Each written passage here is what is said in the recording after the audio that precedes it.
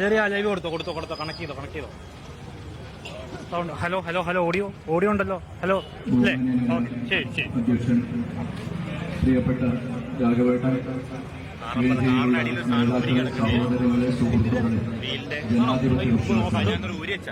ഇനിയൊരു പ്രശ്നത്തിന് മുതിരുന്നില്ല. ഏതാണ്ട് കൃത്യമായി യാത്ര മുന്നോട്ട് പോകണമെന്ന് ആഗ്രഹിക്കുന്നുണ്ട്.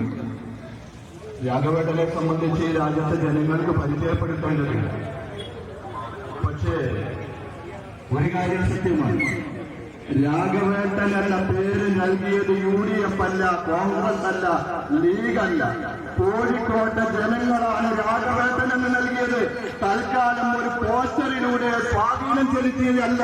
രാഘവേട്ടൻ തന്റെ ജീവിതം കോഴിക്കോട്ടുകാർക്ക് സമർപ്പിച്ചതിന്റെ പേരിലാണ് അദ്ദേഹത്തിന് ആ പേര് കിട്ടിയതെങ്കിൽ അതിനെ മായ്ച്ചു കളയാൻ ഒരു പേരുകൾക്കും സാധ്യമല്ല എന്ന് കരിപ്പൂരാറ്റുണ്ടിലെ ജനങ്ങളെ സാക്ഷി നിർത്തി ഞങ്ങൾ പറയുകയാണ്.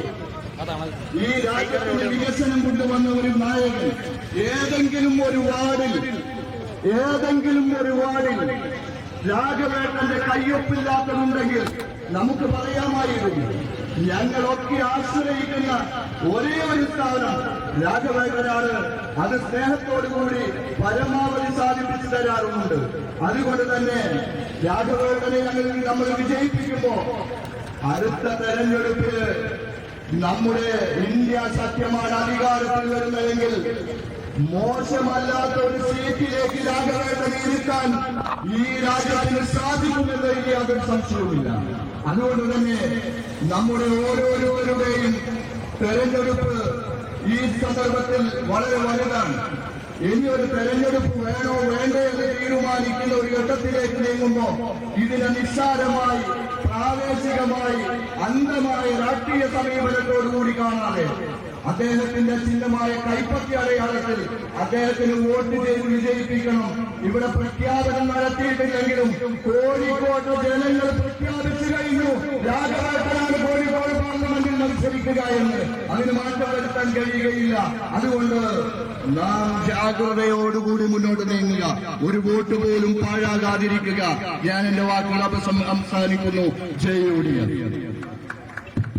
നമ്മുടെ ജാഥ വളരെ പെട്ടെന്ന് തന്നെ ആരംഭിക്കേണ്ടതുകൊണ്ട് കൂടുതൽ നേതാക്കന്മാരൊന്നും സംസാരിക്കുന്നില്ല. നമ്മുടെ SU-വിന്റെ അഖിലേന്ത്യാ പ്രസിഡന്റ് ശ്രീ അഹമ്മദ് കുട്ടി സാഹിബിനെ രണ്ടു പേർ സംസാരിക്കുന്നതിന് വേണ്ടി ക്ഷണിക്കുന്നു. വളരെയേറെ പ്രാധാന്യമുള്ള ഒരു തെരഞ്ഞെടുപ്പിലേക്കാണ് നമ്മളെല്ലാവരും എത്തുന്നത്. രാഘവേട്ടനെ കുറിച്ചിവിടെ പറയാൻ ഈ നാട്ടിലെ ആരെയും പേരെടുത്ത് വിളിക്കാൻ കഴിയുന്ന ഒരു നേതാവ് എന്ന നിലക്കാണ് നമ്മളെല്ലാവരും രാഘവേട്ടനെ കാണുന്നത്. അദ്ദേഹത്തിന്റെ ഏത് നാട്ടിൽ ചെന്നാലും ഒരാളെയും പ്രത്യേകം പരിചയപ്പെടുത്തേണ്ടതില്ല. എല്ലാവരെയും മുഖത്ത് നോക്കി പേര് വിളിച്ച് ആ നിലയിൽ കൊണ്ടുവരാനുള്ള ഒരു കഴിവുള്ള MP ആണ് നമുക്ക് നമ്മുടെ മുമ്പിലുള്ളത്. ഒരു കാര്യം, കോഴിക്കോടുമായി വളരെയേറെ അലിഞ്ഞു ചേർന്ന നമ്മുടെ പ്രതിനിധി എന്ന നിലക്ക് നമ്മളൊരു മീറ്റിംഗിലോ അല്ലെങ്കിൽ മറ്റു വിധത്തിലോ എവിടെ പറഞ്ഞാലും ചെറിയ കുട്ടികൾക്കും മക്കൾക്കും ഇവിടെ വലിയ ബോർഡുകളൊക്കെ വെക്കുന്നതിലല്ല, ജനങ്ങളുടെ മനസ്സിലാണ് അദ്ദേഹത്തിന്റെ സ്ഥാനം. ഇവിടുത്തെ വലിയ പ്രചരണത്തിലല്ല, ജനങ്ങളുടെ ഹൃദയത്തിലാണ് അദ്ദേഹത്തിന്റെ സ്ഥാനം. ആ സ്ഥാനം യഥാർത്ഥത്തിൽ ഒരു കാര്യം മാത്രം ഇവിടെ പറയാൻ ഞാൻ ആഗ്രഹിക്കുകയാണ്. ഞങ്ങളൊക്കെ തൊഴിലാളി പ്രവർത്തകന്മാരാണ്. ഈ തൊഴിലാളികൾ, ഞങ്ങളുടെ സ്വതന്ത്ര തൊഴിലാളി യൂണിയനിൽ ഏതാണ്ട് 1,00,000-ഓളം തൊഴിലാളികൾ ഈ കോഴിക്കോട് പാർലമെന്റ് മണ്ഡലത്തിൽ സജീവമായി പ്രവർത്തിക്കുന്നവരുണ്ട്. ഈ തൊഴിലാളികളൊക്കെ ഇതിനെ കാണുന്നത് ഏറ്റവും നല്ല ഒരു സന്ദർഭം.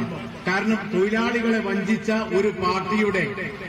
ഒരു പാർട്ടിക്കെതിരായിട്ട് വോട്ട് ചെയ്യാൻ കിട്ടിയ ഏറ്റവും നല്ല ഒരു സന്ദർഭം എന്നതിലേക്കാണ് ഈ രാജ്യത്തെ തൊഴിലാളികളൊക്കെ അതിനെ കാണുന്നത്. അവരുടെ ആനുകൂല്യങ്ങള്, പെൻഷന്, അതുപോലുള്ള എല്ലാ കാര്യങ്ങളും തകർത്ത് കഴിഞ്ഞ ഒരു വിഭാഗത്തിനെ അവർക്കെതിരെ പ്രതികാരം ചെയ്യാനുള്ള ഒരു സന്ദർഭം എന്ന നിലക്കാണ് ഈ തെരഞ്ഞെടുപ്പിനെ കാണുന്നത് എന്ന് ഞാനിവിടെ ചൂണ്ടിക്കാണിക്കാൻ ആഗ്രഹിക്കുകയാണ്. കോഴിക്കോടിനെ സംബന്ധിച്ചിടത്തോളം കോഴിക്കോട് പാർലമെന്റ് മണ്ഡലത്തിൽ MK ബഹുമാന്യനായ രാഘവേട്ടൻ അല്ലാതെ മറ്റൊരാൾ ജയിക്കുന്ന പ്രശ്നം ഉത്ഭവിക്കുന്നില്ല എന്ന് അടിവരയിട്ട് പറയാൻ ഞാൻ ആഗ്രഹിക്കുകയാണ്. കാരണം അദ്ദേഹത്തെ അത്ര കണ്ട് ആളുകൾക്ക് ഇഷ്ടമാണ്, ഈ രാജ്യത്തെ ജനങ്ങൾക്ക് ഇഷ്ടമാണ്. കാരണം അത് മാത്രമല്ല, ഇന്ത്യ മുന്നണി ഈ രാജ്യത്ത് വരണമെന്നത്, കോൺഗ്രസ് ഈ രാജ്യത്ത് വരണമെന്നത് എല്ലാവരുടെയും ആഗ്രഹമാണ്. കോൺഗ്രസിനെ തകർത്തുകൊണ്ട് ഈ രാജ്യത്തിന് മുന്നോട്ട് പോകാൻ കഴിയില്ല. ഇന്ത്യ രാജ്യത്ത് മുഴുവനുമുള്ള ഒരു പാർട്ടി കോൺഗ്രസ് ആണ്. ഇവിടെ എതിർക്കുന്ന പ്രാദേശിക പാർട്ടികൾക്ക് അവർക്ക് ഏതെങ്കിലും ഒരു സ്റ്റേറ്റിൽ കുറച്ചൊക്കെ ആൾക്കാരുണ്ടാകുമെന്നല്ലാതെ ഇന്ത്യ രാജ്യത്ത് മുഴുവനും അണികളുള്ള ഒരേ ഒരു പാർട്ടി കോൺഗ്രസ് ആണ്. ആ കോൺഗ്രസിന്റെ നേതാവ് രാഹുൽ ഗാന്ധി നമുക്കറിയാം. മഹാത്മാഗാന്ധി ഇന്ത്യ രാജ്യത്ത് വന്നപ്പോൾ അദ്ദേഹത്തോട് എല്ലാവരും പറഞ്ഞു പെട്ടെന്ന് രംഗത്തിറങ്ങണം. അപ്പോ മഹാത്മാഗാന്ധി പറഞ്ഞു, ഞാൻ രംഗത്തിറങ്ങുന്നതിന് മുമ്പ് എനിക്ക് ഇന്ത്യയിലെ ഗ്രാമങ്ങളൊന്ന് കാണണം, നടന്നു കാണണം.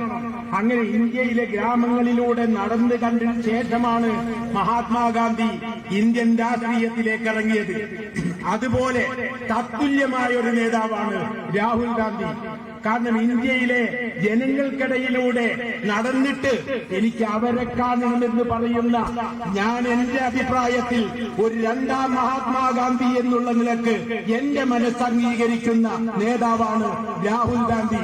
അദ്ദേഹത്തിന് മാത്രമേ ഇന്ത്യയെ രക്ഷിക്കാൻ കഴിയൂ. അതിനൊരു ബദലില്ല, അതിനൊരിക്കലും ബദലില്ല.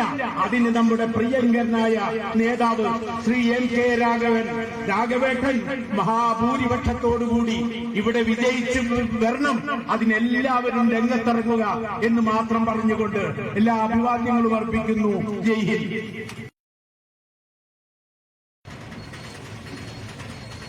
രാഘവേട്ടൻ സംസാരിക്കുന്നതിന് മുമ്പ് UDF നിയോജകമണ്ഡലം കമ്മിറ്റിക്ക് വേണ്ടി രാജൻ മാസ്റ്റർ നാരായണപുരം നടത്തുന്നു.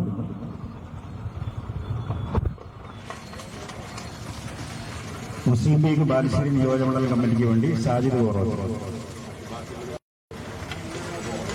ബാക്കിയുള്ള മുഴുവൻ ഹാരാർപ്പണവും കൂടുതൽ സ്പേസ് താഴെ ഉള്ളതുകൊണ്ട് താഴെ വെച്ച് നടത്താമെന്ന് പറഞ്ഞിട്ടുണ്ട് സാറിന്റെ പ്രസംഗത്തിന് ശേഷം. അപ്പൊ നമ്മുടെ അഭിസംബോധന ചെയ്തുകൊണ്ട് സംസാരിക്കാൻ വേണ്ടി പ്രിയങ്കരനായിട്ടുള്ള രാഘവേട്ടനെ ആദരപൂർവ്വം ക്ഷണിക്കുന്നു.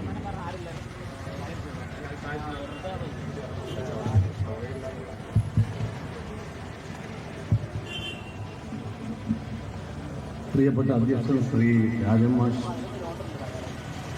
വേദിയിലുള്ള UDFന്റെ പ്രിയപ്പെട്ട നേതാക്കൾ, ശ്രീ VKC ഉമ്മർ മൗലവി, ശ്രീ അഹമ്മദ് ഉണ്ണികുളം,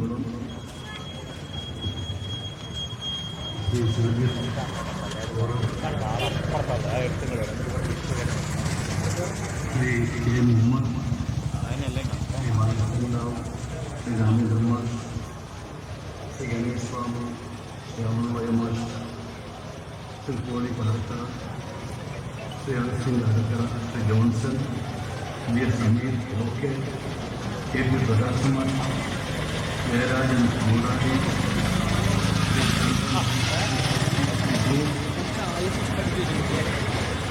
ശ്രീ നിസാർ ജയലീനി, വേദിയിലുള്ള മറ്റ് നേതാക്കളെ, പ്രിയപ്പെട്ട സഹോദരന്മാരെ, സുഹൃത്തുക്കൾ,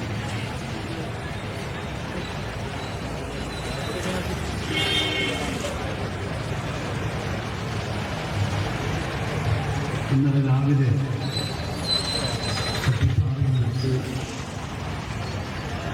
കോൺഗ്രസ് വർക്കിംഗ് കമ്മിറ്റി ബഹുമാന്യനായ രമേശ് ചെന്നിത്തല ഉദ്ഘാടനം ചെയ്ത ജനഹൃദയ യാത്രയുടെ 2ാം ദിവസം ഇന്ന് കൂരാച്ചൂരിൽ നിന്ന് ആരംഭിക്കുകയാണ്. ഇന്നലെ കൊടുവള്ളി അസംബ്ലി മണ്ഡലത്തിൽ ഈ യാത്രയെ സ്വീകരിക്കാൻ ഒരു വൻപിച്ച ജനക്കൂട്ടമായിരുന്നു എല്ലാ സ്ഥലങ്ങളിലും കാണാൻ കഴിയും. ജനങ്ങൾക്ക് ഞങ്ങളുടേതായ പ്രയാസങ്ങളും പരാതികളുമെല്ലാം നമുക്ക് കേൾക്കാൻ കഴിയുമായിരുന്നു. പ്രത്യേകിച്ച് ഈ യാത്ര എന്തിന് എന്നൊരു ചോദ്യം, അല്ലെങ്കിൽ ഈ യാത്ര ചിലർക്ക് ആലോചനമുണ്ടാക്കി കഴിഞ്ഞിരിക്കുന്നു എന്നുള്ളതാണ് യാത്രയുടെ വൻപിച്ച വിജയമെന്ന് ഞാൻ വിശ്വസിക്കുകയാണ്. ഈ യാത്രയിൽ ഞങ്ങൾ ഉന്നയിക്കപ്പെടുന്ന, അല്ലെങ്കിൽ കോഴിക്കോട് ലോക്സഭാ മണ്ഡലത്തിൽ കഴിഞ്ഞ 15 വർഷക്കാലം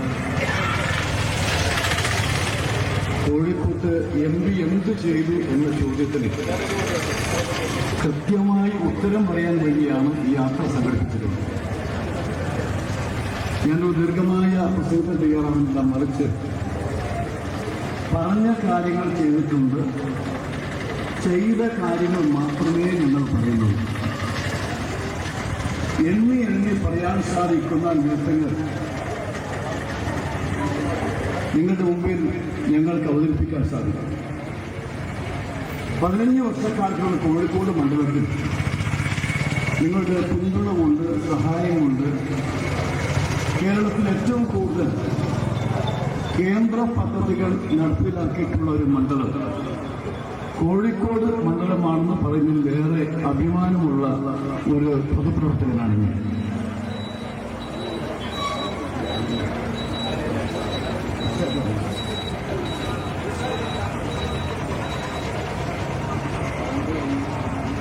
UPA ഗവൺമെന്റ് കാലത്താണ് ഏറ്റവും കൂടുതൽ പദ്ധതി ലഭിച്ചിട്ടുള്ളത്. അതിൽ മലബാർ തലസ്ഥാനമായി കോഴിക്കോട് മെഡിക്കൽ കോളേജിൽ എടുത്തു പറയാൻ സാധിക്കാവുന്ന PMSSYയുടെ കീഴിലുള്ള മൾട്ടി സൂപ്പർ സ്പെഷ്യാലിറ്റി ആശുപത്രി 120 കോടിയാണ് കേന്ദ്ര ഗവൺമെന്റ് പ്രഖ്യാപിച്ചത്. 80 കോടി ഉമ്മൻചാണ്ടി ഗവൺമെന്റ് മാച്ചിങ് ഫണ്ടായി നൽകി. 200 കോടിയുടെ 7 നില കെട്ടിടം, 19 ഓപ്പറേഷൻ തിയേറ്ററുകൾ, അങ്ങനെ വലിയ ആശുപത്രി സമുച്ചയം മലബാറിലെ എല്ലാ ജില്ലകളിലെയും ആളുകൾക്ക് ആശ്രയിക്കാൻ കഴിയാവുന്ന ഒരു മൾട്ടി സൂപ്പർ സ്പെഷ്യാലിറ്റി ആശുപത്രി മെഡിക്കൽ കോളേജ് സ്ഥാപിച്ചുകൊണ്ടിരിക്കുന്നു. അതിന്റെ ഉദ്ഘാടനം കഴിഞ്ഞത് 1.5 വർഷം കേന്ദ്ര ആരോഗ്യ മന്ത്രാലയം നിർവഹിച്ചത് അധ്യക്ഷൻ കേരളത്തിന്റെ മുഖ്യമന്ത്രിയാണ്. ഇത് UPA ഗവൺമെന്റിന്റെ ഒന്നാമത്തെ പദ്ധതിയാണ്. രണ്ടാമത്തെ പദ്ധതി ഇൻഹാൻസ് ആണ്, മാനസികാരോഗ്യ രംഗത്തെ ഇൻസ്റ്റിറ്റ്യൂട്ട്. ഈ ഇൻഹാൻസിനെ പോലെ തന്നെ ബാംഗ്ലൂരിൽ ഏറ്റവും പ്രശസ്തമായ നിംഹാൻസും. എന്നാൽ ഇന്ന് ഇന്ത്യയിൽ ബാംഗ്ലൂർ നിംഹാൻസിനെ പോലെ തന്നെ കേരളം കോഴിക്കോട്ടെ നിംഹാൻസ് തലയുയർത്തി നിൽക്കുകയാണ്. അത് 3 ഏക്കർ ഭൂമിയിൽ സ്ഥാപിച്ച് കേന്ദ്ര പദ്ധതിയാണ്. 8 വർഷമായി ആ സ്ഥാപനം ആരംഭിച്ചിട്ടുണ്ട്. ഇന്ത്യയിൽ ഏറ്റവും തലയെടുപ്പുള്ള മാനസികാരോഗ്യ രംഗത്തെ ഒരു ഇൻസ്റ്റിറ്റ്യൂട്ട് മാറിക്കഴിഞ്ഞിരിക്കുന്നു. മൂന്നാമത്തേത് ക്യാൻസർ സെന്ററാണ്. കോഴിക്കോട്ടെ ക്യാൻസർ രോഗികൾ അധികം തിരുവനന്തപുരം RCCയിൽ പോകുന്നവരാണ്. ഇത് കേന്ദ്ര സർക്കാരിന്റെ tertiary cancer care centre Kozhikode medical കോളേജിലെ പിറകു വർഷത്തെ 3 ഏക്കർ ഭൂമിയിൽ അത് സ്ഥാപിച്ചെന്ന് മാത്രമല്ല, കേരളത്തിലെ ഏറ്റവും മികച്ച ക്യാൻസർ സെന്ററായി ഉയർത്തപ്പെട്ടുകൊണ്ടിരിക്കുകയാണ്. ഇത് കേന്ദ്ര സർക്കാരിന്റെ UPA കാലത്ത് ലഭിച്ചിട്ടുള്ള സ്ഥാപനമാണ്. നാലാമത്തേത് CRC ആണ്, കോമ്പസിറ്റ് റിജൻസ് സെന്റർ. ഭിന്നശേഷിക്കാർക്ക് വേണ്ടി ഒരു സ്ഥാപനമാണ്. അത് 4 വർഷം മുമ്പാണ് ഉദ്ഘാടനം കഴിഞ്ഞത്. UPAയുടെ കാലത്താണ് അനുവദിച്ചത്. ഫണ്ടും ചെലവുമെല്ലാം അത് യാഥാർത്ഥ്യമായിട്ടുണ്ട്.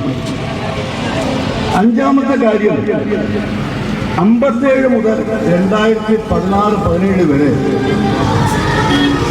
കോഴിക്കോട് മെഡിക്കൽ കോളേജിൽ ആകെ ഉണ്ടായിരുന്ന ഡയാലിസിസ് മിഷൻ 26 മാത്രം.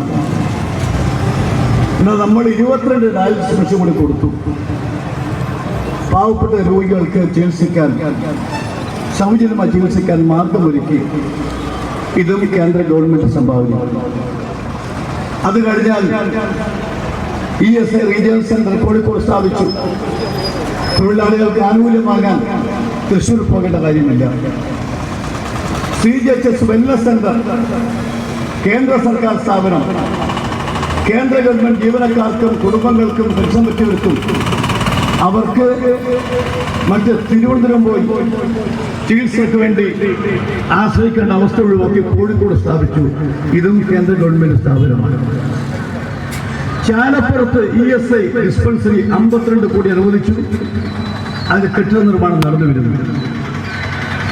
ഫറോക്ക് ESI ആശുപത്രി അപ്ഗ്രേഡ് ചെയ്യപ്പെട്ടു. ഏറ്റവും സ്പെഷ്യലൈസ്ഡ് ആശുപത്രിയായി അത് മാറിക്കഴിഞ്ഞു. അതുപോലെ വെള്ളയിൽ ഹാർബർ, പുതിയ ഹാർബറിന് തൊട്ടടുത്താണ്. ആയിരക്കണക്കിന് മത്സ്യത്തൊഴിലാളികൾക്ക് ഈ ഹാർബർ അനുഗ്രഹമായി മാറിയിരിക്കുന്നത്. ഇതും കേന്ദ്ര പദ്ധതിയാണ്, UPA കാലത്ത് അനുവദിച്ചതാണ്. അതുപോലെ തന്നെ കേന്ദ്രീയ വിദ്യാലയം ഉള്ളിയേൽ സ്ഥാപിക്കാൻ വേണ്ടി 7 ഏക്കർ ഭൂമി എടുത്തു. അതിന്റെ എല്ലാ പ്രവർത്തനങ്ങളും പൂർത്തിയായി. ഇനി കേന്ദ്ര സർക്കാർ പ്രഖ്യാപിക്കേണ്ട താമസമേ ഉള്ളൂ. 3ാമത് കേന്ദ്രീയ വിദ്യാലയം കോഴിക്കോട് വരാൻ വേണ്ടി പോവുകയാണ്.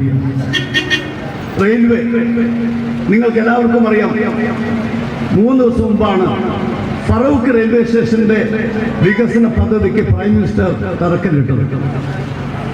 Farooq railway station, Kadalundi station നവീകരണ പ്രവർത്തനം ആരംഭിച്ചു കഴിഞ്ഞിരിക്കുന്നു. കോഴിക്കോട് റെയിൽവേ സ്റ്റേഷൻ 471 കോടിയുടെ പദ്ധതി ബഹുമാനപ്പെട്ട പ്രധാനമന്ത്രി തറക്കല്ലിട്ടു, അവാർഡ് ചെയ്തു. അതിന്റെ നിർമ്മാണ പ്രവർത്തനം ആരംഭിച്ചു കഴിഞ്ഞിരിക്കുന്നു. ഇതൊക്കെ പൂർത്തിയായാൽ കോഴിക്കോടിന്റെ മുഖച്ഛായ മാറുന്ന ഒന്നായി നമുക്ക് കാണാൻ സാധിക്കും. അതുപോലെ NH 1100 കോടിയുടെ പ്രോജക്റ്റ് കോഴിക്കോട് നടന്നു വരുന്നു. എയർപോർട്ട് നിങ്ങൾക്ക് എല്ലാവർക്കും അറിയാം. കഴിഞ്ഞ 15 വർഷക്കാലമായി എയർപോർട്ടിനോട് നിരന്തരമായി അതിനോട് ശ്രമിക്കുന്ന ഒരാളാണ് ഞാൻ. 30 ലക്ഷം യാത്രക്കാരാണ് കോഴിക്കോട് എയർപോർട്ടിൽ ഒരു വർഷം ഈ എയർപോർട്ടിനെ പ്രയോജനപ്പെടുത്തുന്നത്. ഇതെല്ലാം തന്നെ ചെയ്ത കാര്യങ്ങളാണ് ഞാൻ പറയുന്നത്. ഇനി ആർക്കെങ്കിലും സംശയമുണ്ടെങ്കിൽ, അവർ തയ്യാറാണെങ്കിൽ ഞാൻ അവരെ കൂട്ടിക്കൊണ്ടുപോയി ഈ സ്ഥാപനം എണ്ണി കാണിച്ചു കൊടുക്കാൻ തയ്യാറാണ് എന്നുകൂടി പറയാൻ ഞാൻ ഈ അവസരം ഉപയോഗിക്കുകയാണ്. കൂരാച്ചൂരിൽ ഞാൻ പറയാം, കേന്ദ്ര സർക്കാർ 5 കോടിയുടെ ടൂറിസം പ്രോജക്റ്റ് കക്കയത്ത് യാഥാർത്ഥ്യമാക്കി. അതുപോലെ ആംബുലൻസ് ഉൾപ്പെടെയുള്ള കാര്യങ്ങൾ കുരാച്ചുണ്ട് മണ്ഡലത്തിൽ സടക്ക് റോഡ്, MP-യുടെ ഫണ്ട് ഉപയോഗിച്ചുള്ള റോഡുകൾ, സ്കൂളുകളുടെ കമ്പ്യൂട്ടറുകൾ, ഇതെല്ലാം വളരെ കൃത്യമായി ചെയ്തു. അതുകൊണ്ട് രാഷ്ട്രീയം പറഞ്ഞ് നേരിടാൻ കഴിയുന്നില്ലെങ്കിൽ, ആശയം പറഞ്ഞ് നേരിടാൻ കഴിയുന്നില്ലെങ്കിൽ, ഞങ്ങളുടെ നേട്ടങ്ങൾ ചൂണ്ടിക്കാണിച്ചാൽ അതിനെതിരെ വ്യക്തിഹത്യ നടത്താനുള്ള ശ്രമങ്ങൾ CPM ആരംഭിച്ചിരിക്കുകയാണ്. ഞാൻ അവരോട് ഒരു കാര്യം കൂടി പറയാം. ലോകസഭയിൽ 15 വർഷക്കാലം ഞാൻ എന്തെല്ലാം പറഞ്ഞു, എന്തെല്ലാം വാദങ്ങൾ ഉയർത്തി, അത് വെബ്സൈറ്റിൽ പോയാൽ നിങ്ങൾക്ക് കിട്ടുമെന്ന്. അത് കിട്ടുന്ന കാലഘട്ടമാണ്. അതുകൊണ്ട് അത് നോക്കിയാൽ നിങ്ങൾക്ക് കാണാൻ സാധിക്കും എന്ന് മാത്രമാണ് എനിക്ക് അഭ്യർത്ഥിക്കാറുണ്ട്. അതുകൊണ്ട് ഈ തെരഞ്ഞെടുപ്പ് വളരെ പ്രധാനപ്പെട്ട ഒരു പോരാട്ടമാണ്. ഇനി നമ്മളുടെ ആവശ്യം എയിംസാണ് കിനാലൂരിൽ. മറ്റൊന്ന് ബേപ്പൂർ പോർട്ട് അപ്ഗ്രഡേഷനാണ്. ബാംഗ്ലൂരിൽ നിന്ന് കുറെ ട്രെയിനുകൾ, കോഴിക്കോട് നിന്ന് കുറെ ട്രെയിനുകൾ ബാംഗ്ലൂരിലേക്ക് വേണം. ഈ 3 ആവശ്യങ്ങൾ ഉന്നയിച്ചുള്ള പോരാട്ടമാണ് ആരംഭിക്കാൻ വേണ്ടി പോകുന്നത്. അതുപോലെ 4ാമത്തെ ഒരു കാര്യം ഞാൻ പറയാം. മലയോര പ്രദേശങ്ങളെ ബാധിക്കുന്ന കാട്ടാന ശല്യം, കടുവ ശല്യം, അത് കൂടിക്കൂടി വരികയാണ്. അതിന് സംസ്ഥാന ഗവൺമെന്റ് അതിനാവശ്യമായ നടപടിയാണ് സ്വീകരിക്കുന്നത്. നിർഭാഗ്യവശാൽ കേരളത്തിലെ ഗവൺമെന്റ് അനങ്ങാപ്പാറ നയമാണ് സ്വീകരിച്ചുകൊണ്ടിരിക്കുന്നത്. നിങ്ങൾ വയനാട് കണ്ടു കാണും, എത്ര മരണം നടന്നു. അതിനൊന്നും ആവശ്യമായ നടപടി സ്വീകരിക്കാൻ ഗവൺമെന്റ് തയ്യാറാകുന്നില്ല. ആനയുടെ അക്രമമേറ്റ് കൊല്ലപ്പെട്ടവർക്ക് പോലും വേണ്ടത്ര ധനസഹായം കൊടുക്കാൻ കേരളത്തിന് കഴിയുന്നില്ല. മറിച്ച് കർണാടക ഗവൺമെന്റ് കൊടുക്കേണ്ടത് നിങ്ങൾ ആലോചിക്കണം. അതുകൊണ്ട് കേരളത്തിലെ ഗവൺമെന്റ് മലയോര പ്രദേശങ്ങളോട് കാണിക്കുന്ന കടുത്ത അവഗണന എടുത്തു പറയാതിരിക്കാൻ കഴിയില്ല. അതുള്ള കാർഷിക ഉൽപ്പന്നങ്ങൾക്ക് ന്യായമായ വിലയില്ല. റബ്ബറിന് സബ്സിഡി പ്രഖ്യാപിച്ചത് ഉമ്മൻചാണ്ടി ഗവൺമെന്റാണ്. എന്നാൽ ഇന്ന് ആർക്കും സബ്സിഡി കിട്ടാത്ത അവസ്ഥയാണ്. കാർഷിക ഉൽപ്പന്നങ്ങൾക്ക് ന്യായമായ വില കിട്ടുന്നില്ല. അതുകൊണ്ട് ഇതെല്ലാം നിങ്ങളുടെ മനസ്സിലുണ്ടാകുന്നത് മാത്രമല്ല, രൂക്ഷമായ വിലക്കയറ്റം പോലും ആളുകൾക്ക് ജീവിക്കാൻ കേരളത്തിൽ കഴിയുന്നില്ല എന്ന് ആലോചിക്കണം. നിങ്ങൾ പത്രം വായിച്ചില്ലേ? ശമ്പളം കൊടുക്കാൻ വകയില്ല ഗവൺമെന്റ്. ട്രഷറി സ്തംഭനാവസ്ഥയിലാണ്. കേരളം തകർച്ചയിൽ കൂപ്പുകുത്തുന്നു. UPA ഗവൺമെന്റ് ഉണ്ടായിരുന്ന കാലത്ത് നമ്മുടെ പൊതുകടം 46 ലക്ഷം കോടിയാണ്. ഇന്ന് കേന്ദ്ര സർക്കാരിന്റെ പൊതുകടം നിങ്ങൾക്കറിയുമോ? 205 ലക്ഷം കോടി കടമായി മാറിക്കഴിഞ്ഞിരിക്കുന്ന ആലോചിക്കണം നിങ്ങൾ. അതുകൊണ്ട് കേന്ദ്രവും കേരളവും ജനങ്ങളെ കൊല്ലാക്കൊലയുന്നു. അതിനുള്ള പോരാട്ടമാണ് ശ്രീ രാഹുൽ ഗാന്ധി ആരംഭിച്ചത്. ഇവിടെ ഒരു മതേതര രാഷ്ട്രം നിലനിർത്താൻ വേണ്ടി, ഒരു ജനാധിപത്യ മതേതര രാഷ്ട്രം നിലനിർത്താൻ വേണ്ടി, മതരാഷ്ട്രത്തിന് വേണ്ടി ശ്രമിക്കുന്ന BJPയുടെ നീക്കത്തെ പരാജയപ്പെടുത്താൻ വേണ്ടിയുള്ള ഈ പോരാട്ടത്തിൽ ഈ പ്രദേശത്തെ ജനങ്ങൾ ഞങ്ങളോടൊപ്പം നിൽക്കണം എന്ന് വിനയപൂർവ്വം അഭ്യർത്ഥിക്കുകയാണ്. കഴിഞ്ഞ 15 വർഷക്കാലം ജനങ്ങളുടെ ഹൃദയത്തിലൂടെ യാത്ര ചെയ്യാൻ അവസരം ലഭിച്ച ഒരാളാണ് ഞാൻ. നിങ്ങളോട് ഞാൻ വീണ്ടും അഭ്യർത്ഥിക്കുന്നു, ഈ പിന്തുണയും സഹായവും ഇനിയും ഉണ്ടാകണം. കാരണം 3 തവണ നിങ്ങളത് ജയിപ്പിച്ചവരാണ്. ഞാൻ ഒരു കാര്യത്തിൽ ഉറപ്പ് നൽകാം, കൂരാച്ചുണ്ടിലെ ജനങ്ങൾ അതിശക്തമായി ഈ പോരാട്ടത്തിന് മുമ്പിൽ നിന്നാൽ ഞാൻ നിങ്ങൾക്ക് ഉറപ്പ് നൽകുന്നു, ഈ തെരഞ്ഞെടുപ്പിലും UDF ജയിച്ചിരിക്കും എന്ന് പറയാൻ ഈ അവസരം പറയുക. അതുകൊണ്ട് നിങ്ങളുടെ സമ്പൂർണ്ണമായ സഹകരണം പ്രതീക്ഷിക്കുന്നു. എന്റെ വാക്കുകൾ അവസാനിപ്പിക്കുന്നു. നിങ്ങൾ നൽകിയ ഈ ഊഷ്മളമായ സ്വീകരണത്തിന് ഒരിക്കൽ കൂടി നന്ദി രേഖപ്പെടുത്തുന്നു. നമസ്കാരം.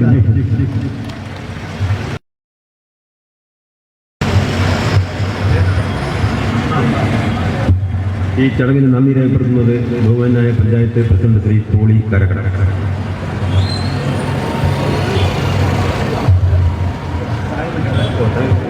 വേദിയിലും സദസ്സിലുമുള്ള ഏറെ പ്രിയപ്പെട്ട സമുന്നതരായ കോൺഗ്രസ് നേതാക്കളെ,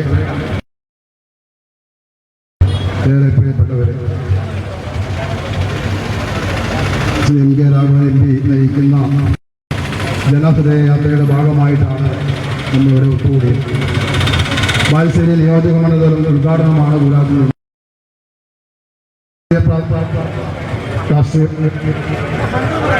കാലാർപ്പണത്തിന് വേണ്ടി എല്ലാവരെയും ക്ഷണിക്കുകയാണ്.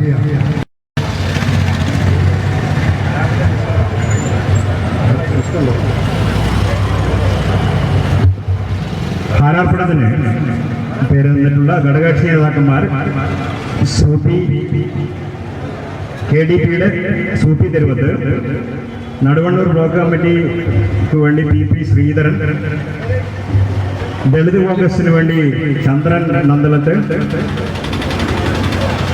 മുസ്ലിം യൂത്ത് ലീഗ് ബാലുശ്ശേരി നിയോജകമണ്ഡലം കമ്മിറ്റിക്ക് വേണ്ടി പ്രിയപ്പെട്ട ഷക്കീർ പുരത്ത്, ജില്ലാ ഇൻകാസ് ഖത്തറിന് വേണ്ടി KM ഷമി മുഹമ്മദ്, ജില്ലാ യൂത്ത് ലീഗ് സെക്രട്ടറി സിറാജ് ചിറ്റേടത്ത്, യൂത്ത് ലീഗ് ബാലുശ്ശേരി നിയോജകമണ്ഡലം ട്രഷറർ ലത്തീഫ് നടുവണ്ണൂർ, MSFന് വേണ്ടി മുഹ്സിൻ, ബാലുശ്ശേരി നിയോജകമണ്ഡലം MSFന് വേണ്ടി മുഹ്സിൻ, കുഞ്ഞാമുട്ടിക്കാർ, ചന്ദ്രൻ പൂക്കണാറമ്പത്ത്,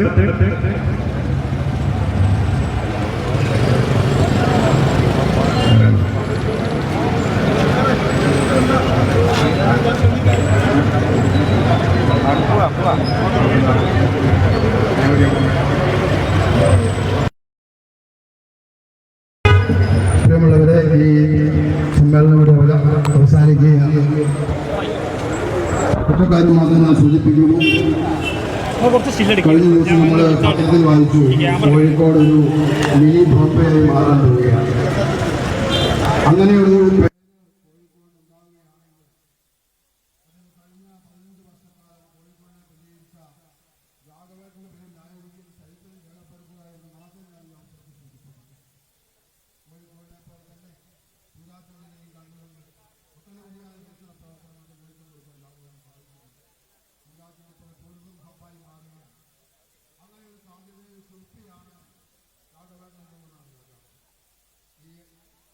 സംസാരിക്കുന്നില്ല.